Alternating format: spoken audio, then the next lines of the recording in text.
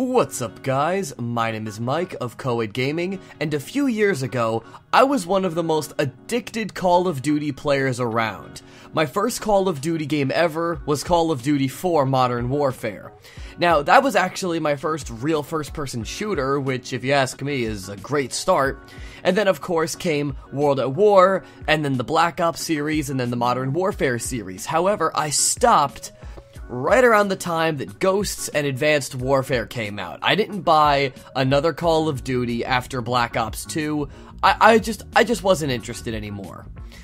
And for a while, there wasn't really anything in the Call of Duty series that really gripped me. Nothing really pulled me in it to tell me, listen, this is different. Because that was the main problem I was facing with the Call of Duty series. We were getting to a point when every game seemed like the same thing over and over, and little to nothing new was being introduced. In addition to that, the lag online was always a big problem with Call of Duty. Not that the game would, lag in-game, which it did sometimes, but the main problem was hit detection. And the hit detection problem was usually caused by the fact that whoever the host was of the match, if their connection wasn't the best, everyone's connection suffered, and they could just walk all over everybody, especially if it was a free-for-all match. I seem to notice that problem really trailing along in Call of Duty Ghosts and Advanced Warfare. Those games, while they were met with good reviews and they did sell well, a lot of people I know said a lot of the same things about the games. It's over.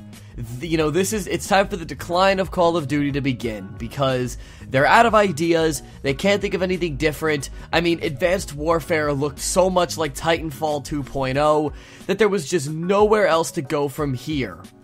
That is until I got a chance to play Call of Duty Black Ops 3.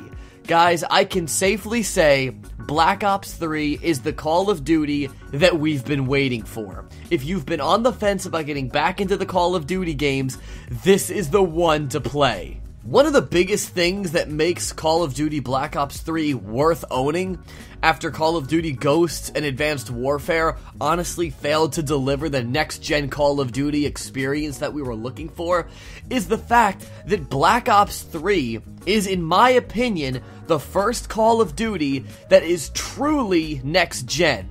I mean, you gotta remember something. The game was released on PS3, PS4, Xbox 360, Xbox One, and of course, PC. However, all the previous Call of Duties within the last few years did the same thing. They were released on the current gen hardware. But look at a game like Modern Warfare 3.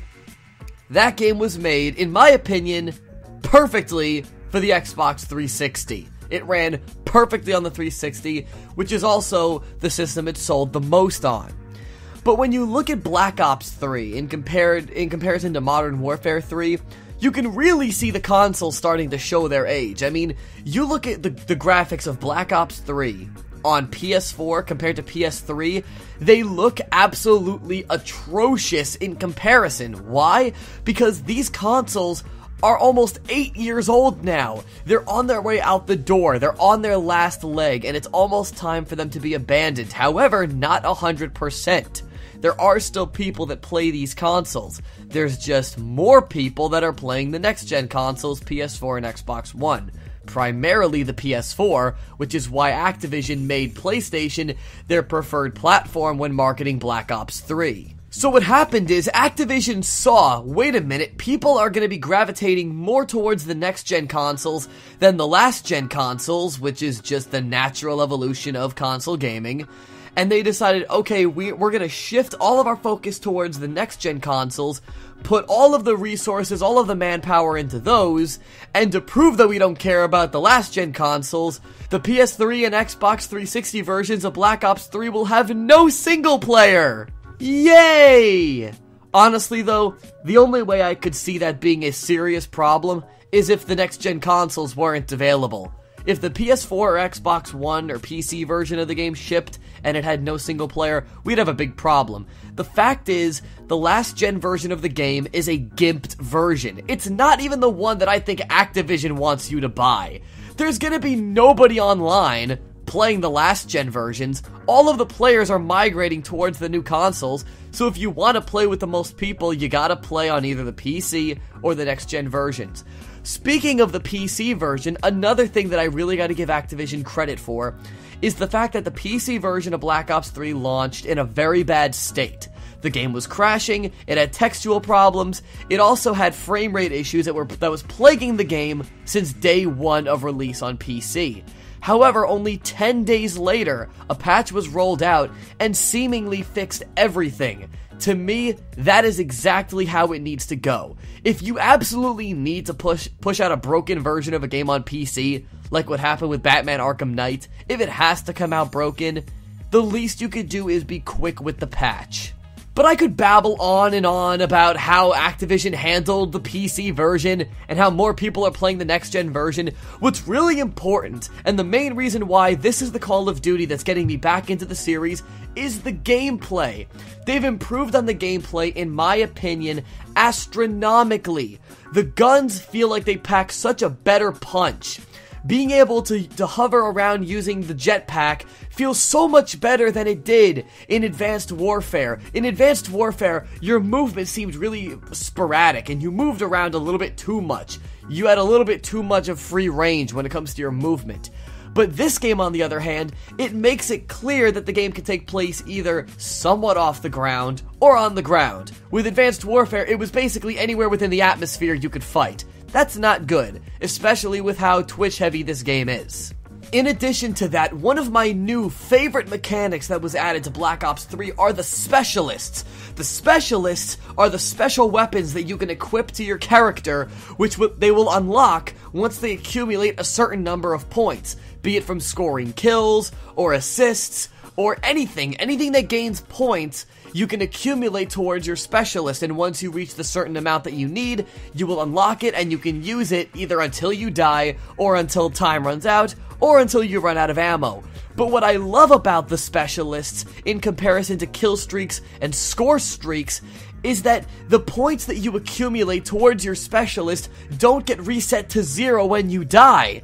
That means if you were 1 kill away from getting your specialist ready, and then you died, you don't lose it all. You just get 1 kill and boom, you're ready to go. In addition, if you have your specialist unlocked, but you don't use it, and then die, you don't lose it then either. See, Treyarch understands that Call of Duty is a very rage-inducing game, and introducing a new type of weapon that could be lost in just 1 second would only add to the rage even more. So instead, they made it so any player can jump in, play the game, and even if they're not getting kills, even if they're just getting assists or something like that, they're still gonna get to use their specialist. That is what I see Activision doing here. That is what I see Treyarch doing here. Treyarch sees that there is a wider audience that they could reach with the Call of Duty franchise by making the game less hardcore and more casual in that sense. Not 100%, but by making special weapons and, the real meat and potatoes of the game, the things that are made to sell the game, the new features, making them more accessible to first-time players, which I have to commend them for. This is brilliant. That's all I have to say on Call of Duty Black Ops 3. If you're a fan of the previous games, you're definitely gonna like this one. In my opinion, this is the game to put Call of Duty back on the map.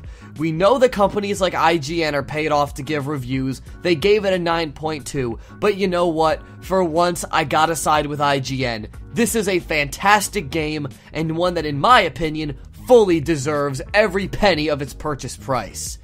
Make sure to check out the rest of CoD Gaming. Until then, my name is Mike, and I'm like a broken Xbox. I don't play no games with this shit.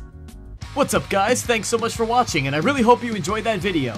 If you haven't gotten a chance to already, make sure to check out last week's video, which can be found right here. Also, if you haven't gotten a chance to already, make sure to like our Facebook page and follow us on Twitter. And while you're at it, make sure to check out the rest of CoD Gaming, where we upload gaming videos every single week. And as always, game on.